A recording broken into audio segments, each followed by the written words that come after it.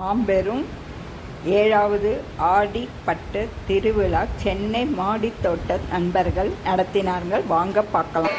கொஞ்சம் வழி விடுங்க. போடுங்க.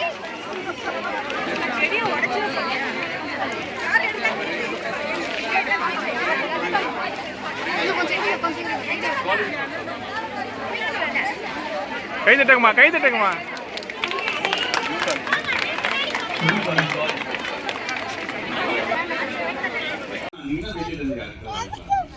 முட்டை ஓடு எடுத்து கொஞ்சம் லைட்டா அப்படி உடைச்சு உள்ளார ஜவ் ஓட்டி அந்த ஜவ்வோட வச்சீங்கன்னா அது புதுநாட்டு வந்து காய்ச்சி. ஆனால் லைட்டா ரோஸ்ட் பண்ணி வெறும் கடாயில வச்சு வேர்களை ரோஸ்ட் பண்ற மாதிரி லைட்டா ரோஸ்ட் பண்ணிட்டு ஒரு பாட்டில போட்டுட்டு அதுல இருக்க vinegar, white vinegar, ordinary vinegar. இதுக்கு வந்து ஆப்பிள் சிறப்பெல்லாம் வாங்க. ஆர்டினரி வினேகர் வேற ஒன்றும் கிடையாது, அஸ்டிக் ஆசிட். இது முட்டை ஓட கால்சியம் கார்பனேட். இது நீங்க அதாவது ஒரு இன்ச்சுக்கு முட்டை ஓடு இருக்குன்னா அந்த 1 இன்ச்சு முக்கிக்கிட்டு மேல 1 இன்ச்சு நிக்கணும் வினேகர். உள்ளாந்து குடுன்னு பபிள்ஸ் வர ஆரம்பிச்சு 2 நாள்ல முட்டை உள்ள இருக்கிற எலிமெண்ட்ஸ் எல்லாமே அந்த மேல இருக்கிற தண்ணியில வந்து டைல்யூட் பண்ணி அடிங்க. உங்க ரோஜா செடி எல்லாம் பியூட்டிஃபுல்லா. இதை தாண்டி எல்லா வீட்டையும் நம்ம தமிழ்நாட்டில் வாழைப்பழம் சாப்பிட பழக்கம். வாழை சாப்பிட்ட பிறகு அந்த தோல் இருப்பாங்க, அது மட்டும் ஒரு பாட்டில் போட்டு ஒரு 10 தோல் கடிச்சு போட்டு அதை தண்ணி ஊற்றி மூடி வச்சிருக்கோம். 2 நாள் 3 நாள் போகும். அந்த தண்ணி அப்படியே வடிகட்டி எடுத்து தண்ணியில் கலந்து அடிங்க. ஹைபிஸ்கஸ் ரோசஸ் பியூட்டிஃபுல்லா ப்ளூம் பொட்டாசியம். இது மாதிரி பல சின்ன ஷார்ட் மெத்தட்ஸ் வந்து யூஸ் பண்ணணும். கடைக்கு போய் வாங்கிட்டு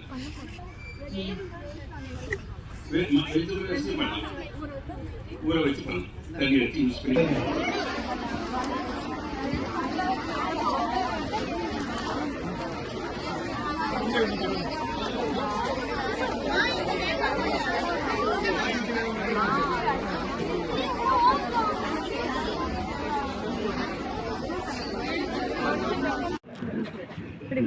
நான் படிச்சது பாண்டிச்சேரியில் ஸ்கூல் படிக்கும் ஒரு டெஸ்ட்ல ஒரு ஸ்கூல் மேட், என்னோட 1 இயர் சீனியர்.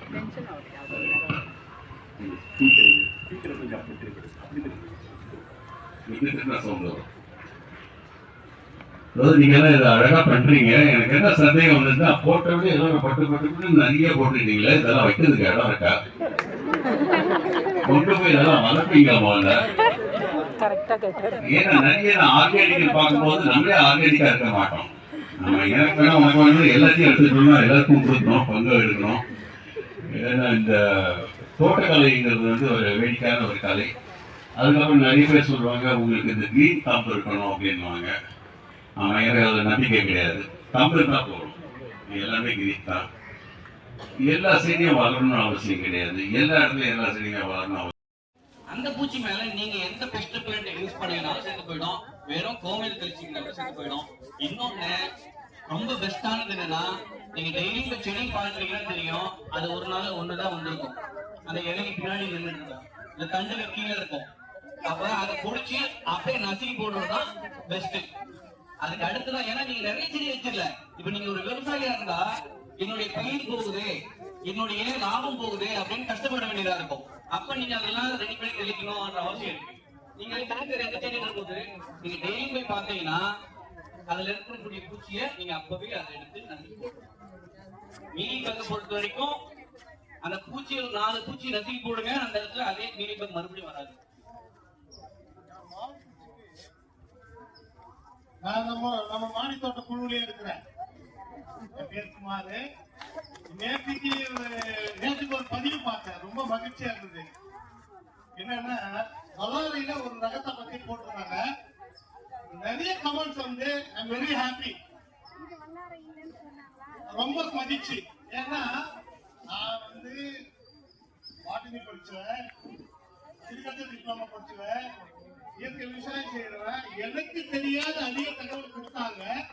அதை நான் தரவுகளை எடுத்து பார்க்கும்போது இன்டர்நேஷனல் தரவு இருக்கிறத ரொம்ப சாதாரணமா போட்டிருந்தாங்க.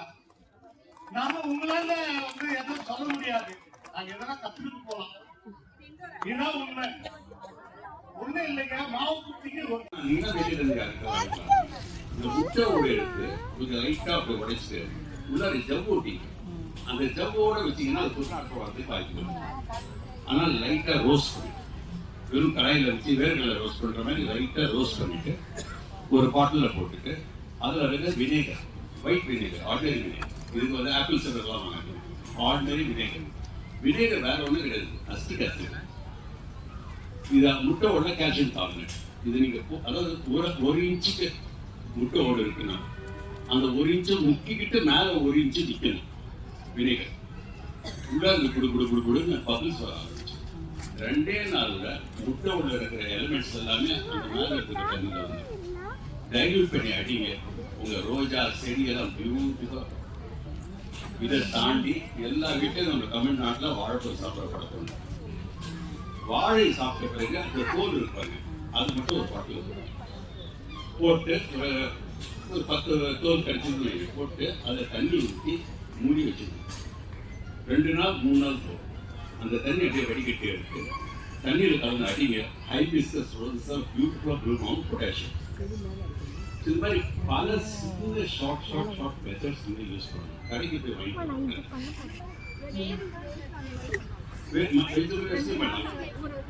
ஊற வச்சு பண்ணணும். தண்ணி வச்சு யூஸ் பண்ணி கொஞ்சம் வழி விடுங்க. போடுங்க.